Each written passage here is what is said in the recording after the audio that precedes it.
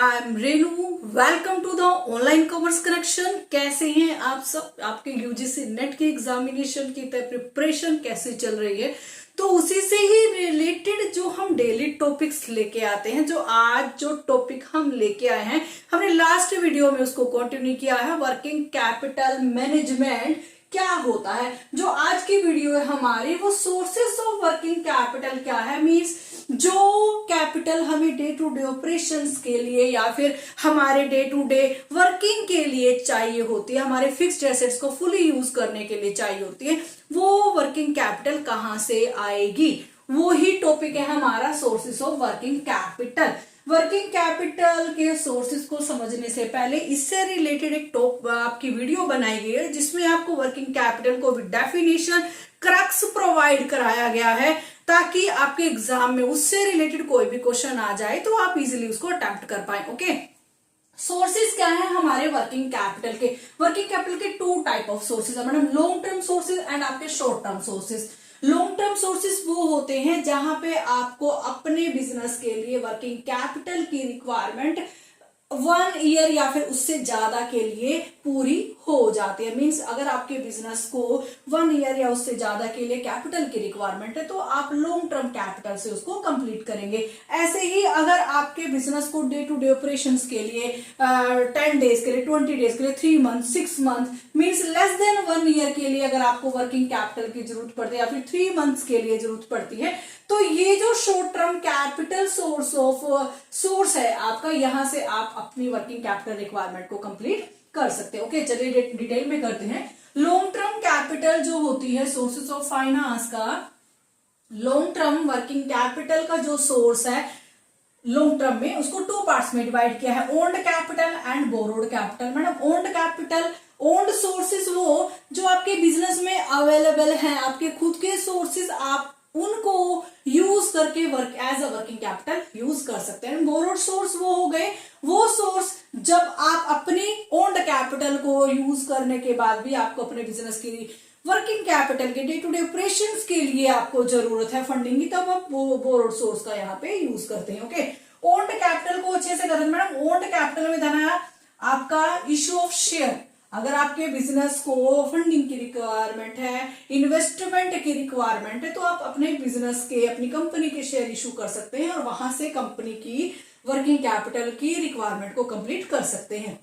Then retained earning, वो part जो आप अपने इन्वेस्टर्स को ना दे के अपने बिजनेस में अनदर फ्यूचर प्रॉफिटेबिलिटी के लिए, अनदर फ्यूचर अपॉर्चुनिटीज के लिए रख लेते हैं, उसको रिटेन्ड अर्निंग बोलते हैं। यहां से भी आपकी वर्किंग कैपिटल की नीड कंप्लीट हो जाती है। देन मैडम रेवेन्यू, देखो जो आपने सेल किया, सेल करने से जो आपने अपना रॉ मटेरियल से फिनिश गुड्स बनाया, अपना प्रोडक्ट रेडी किया, उस प्रोडक्ट को बेच के जो आपको यहाँ पे आएगा, that is called the revenue. ठीक है, उस रेवेन्यू से भी आप अपने लॉन्ग टर्म को यहाँ पे पूरा कर सकते हैं।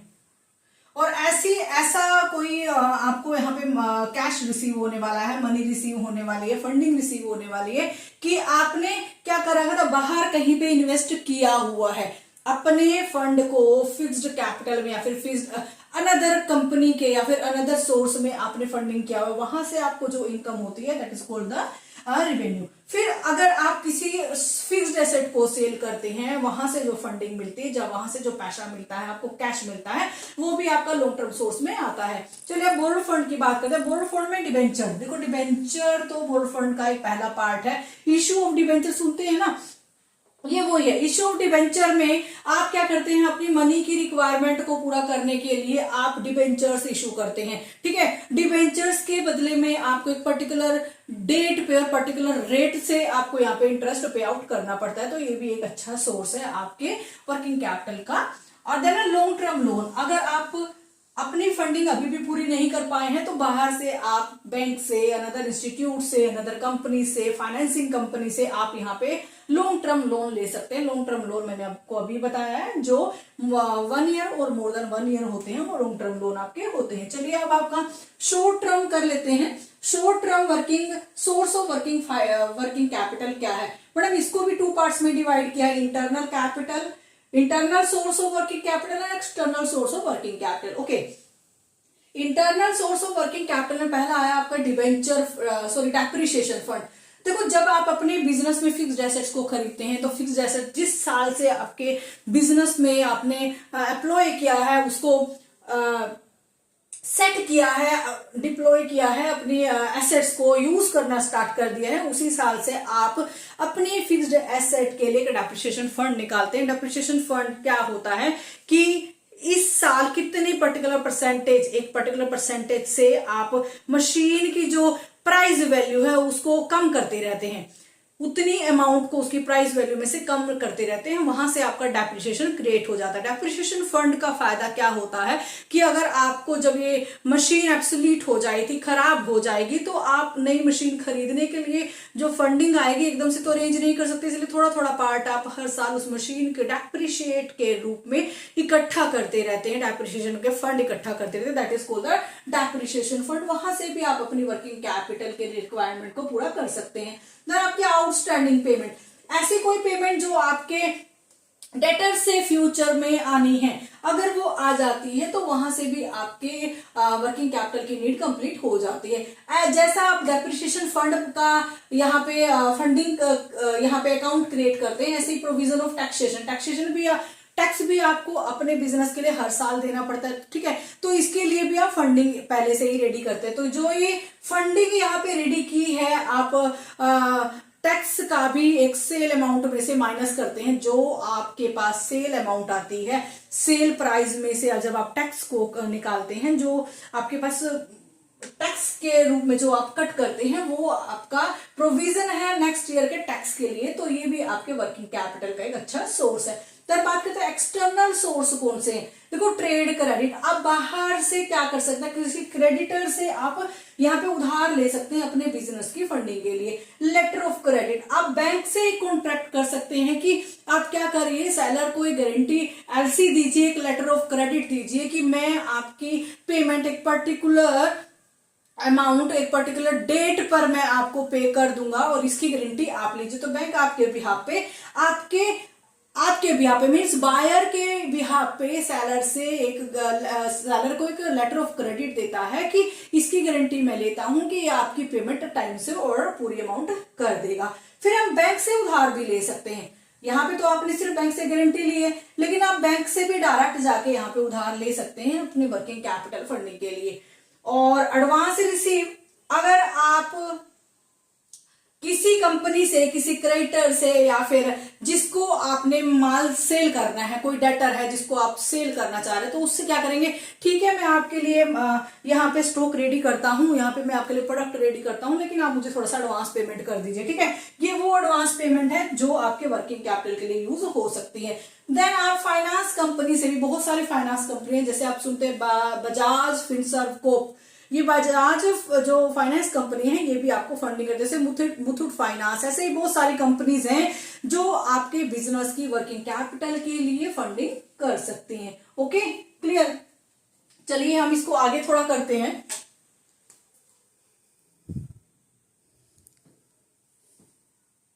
चलिए, जो हम डेफिनेशन बार बार पढ़ रहे हैं कि आपकी वर्किंग कैपिटल होती क्या है। मैडम, वर्किंग कैपिटल की जो main definition means net working capital आपको दी गई है, वो है current asset minus current liability. क्या है, करंट एसेट्स में से जब आप करंट लायबिलिटी को माइनस कर देते हैं, जो बच जाता है वो आपकी नेट वर्किंग कैपिटल एक्चुअल में आ जाती है। मैडम, क्या क्या इसमें इंक्लूडेड है, देखो current assets and current liability को डिटेल में हम पढ़ लेते हैं। करंट एसेट्स में वो एसेट्स आ रही हैं जो आपके पास कैश के रूप में, फंडिंग के रूप में रखी है और आपकी कभी भी उनको अपने बिजनेस के लिए, अपने वर्किंग कैपिटल की रिक्वायरमेंट के अकॉर्डिंग यूज कर सकते हैं। पहला है आपका बैंक अकाउंट में जो आपका यहाँ पे पैसा पड़ा हुआ है, जो डिपॉजिट्स पड़ा हुआ है, वो भी आपकी वर्किंग कैपिटल है। कोई प्रीपेड एक्सपेंसेस है, आपने क्या किया, कोई किसी एक्सपेंसेस के लिए मींस फ्यूचर में आपके बिजनेस की मेंटेनेंस होनी है, आपकी बिजनेस की मशीनरीज की मेंटेनेंस होनी है, और आपने क्या किया, उनकी मेंटेनेंस के लिए पहले से ही यहाँ पे अमाउंट दे दी है, बट आपकी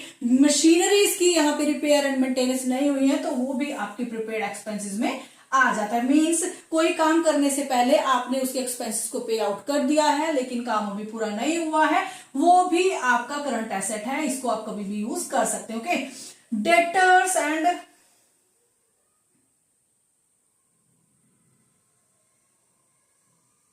डेटर्स एंड बीआर, ठीक है मैडम। डेटर्स कौन से हुए, देखो जब हमने रॉ मटेरियल को इन्वेंट्री, हमने क्या किया था, अपने कैश को इन्वेंट्रीज में कन्वर्ट किया था, इन्वेंट्रीज को रिसीवेबल में कन्वर्ट किया था। रिसीवेबल हमारे डेटर्स हुए। डेटर्स वो जिन्होंने हमसे सामान खरीदा है, हमारे प्रोडक्ट को यहाँ पे परचेज किया है, वो डेटर्स भी हमें आज नहीं तो कल हमारी पेमेंट कर देंगे, तो वो भी हमारे करंट एसेट में आता है मैडम। बीआर क्या हो गए, देखो बीआर वो हो गए, आज उन्होंने पैसे तो ले लिए, ठीक है, आज उन्होंने हमसे सामान तो खरीद लिया, लेकिन उस सामान की पेमेंट वो आने वाले टाइम में कर देंगे, तो उसके लिए जो एक डॉक्यूमेंट लिखा जाता है दैट इज बिल रिसीवेबल, ठीक है। और जो आपके पास कैश इन हैंड पड़ा हुआ है वो भी आपका करंट एसेट्स में आता है। बैंक का जो आपके पास यहाँ पे बैंक अकाउंट में और आपने यहाँ पे कुछ अमाउंट बैंक से ले रखी है, या फिर आपका जो बैंक में स्टॉक पड़ा है, वो भी जो बैंक में स्टॉक पड़ा हुआ है, जो बैंक में आपकी पेमेंट पड़ी हुई है, जो बैंक में आपका कैश पड़ा हुआ है, वो भी आपका करंट एसेट में आता है। देन आपकी मार्केटेबल सिक्योरिटीज, वो सिक्योरिटीज जैसे बॉन्ड हो गया, म्यूचुअल फंड हो गया, और आपके स्टॉक्स हो गए जो 3 मंथ्स या फिर उससे कम पीरियड या फिर 6 मंथ तक मीन सेल और परचेज इजिली हो जाते हैं। वो मार्केटेबल सिक्योरिटी जब आपको फंडिंग की जरूरत है तो आप उनको मार्केट में जाके आसानी से परचेज और सेल कर सकते हैं, जिनके सेल करने से आपको जो फंडिंग मिलेगी वो फंडिंग आपकी करंट एसेट में आती है। देन आपकी अक्रूड इनकम आ गई मैडम। अक्रूड इनकम कौन सी हो गई, अक्रूड इनकम वो हो गई कि जिसके लिए आपने काम पहले से कर दिया है बट आपको यहाँ पे उसकी पेमेंट अभी मिलना बाकी है, तो अक्रूड इनकम आ जाती है, वो भी आपकी करंट एसेट में आती है। चलिए करंट लायबिलिटीज की बात करते हैं। करंट लायबिलिटीज में पहला आपका क्रेडिटर्स आया। जब डेटर से मनी नहीं मिली तो हमने किससे ली, क्रेडिटर से ली। क्रेडिटर ने हमारे वर्किंग कैपिटल को यहाँ पे बढ़ाने में हमारी हेल्प करी। देन जैसे बिल रिसीवेबल थे ऐसे ही बिल्स पेएबल होते हैं कि जब आपको ये क्रेडिटर्स के लिए लिखे जाने वाले बिल्स पेएबल की मैं आपकी इस पर्टिकुलर डेट पे इस पर्टिकुलर अमाउंट को पे कर दूंगा, that is the bills payable. Then आपके आउटस्टैंडिंग एक्सपेंसेस हो गए, वो एक्सपेंसेस जो काम तो आपने ले लिया है लेकिन पेमेंट अभी आपने नहीं की है, वो आपके एक्सपेंस आपको पेमेंट नियर फ्यूचर में करनी पड़ेगी। अब आप बैंक के पास गए हो, जो आपके पास बैंक का जो कैश था, बैंक की जो अमाउंट थी वो खत्म हो गई है। अब आप बैंक को कहते हैं कि मुझे और रिक्वायरमेंट है फंडिंग की, तो बैंक क्या करता है आपके लिए एक ओवरड्राफ्ट अकाउंट यहाँ पे क्रिएट कर देता है, जिससे आप बैंक के अकाउंट से आप इजिली एक पर्टिकुलर अमाउंट जो बैंक ने आपको प्रोवाइड करी है नीड के according, day to day operations के अकॉर्डिंग उसको निकाल के अपने वर्किंग कैपिटल के लिए यूज कर सकते हैं।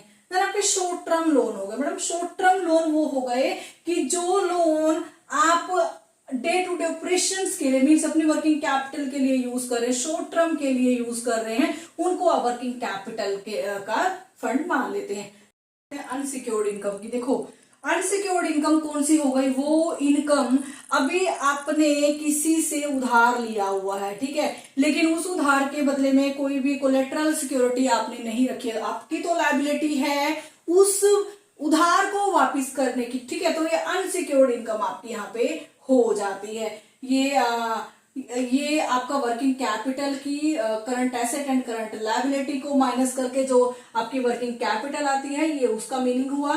चलिए मिलते हैं आपको नेक्स्ट वीडियो में। Thank you so much. आपको ये वीडियो कैसी लगी प्लीज मुझे बताइए, एंड मेरे चैनल को लाइक सब्सक्राइब जरूर करिएगा, मुझे आप लोगों के सपोर्ट की बहुत जरूरत है। Thank you so much.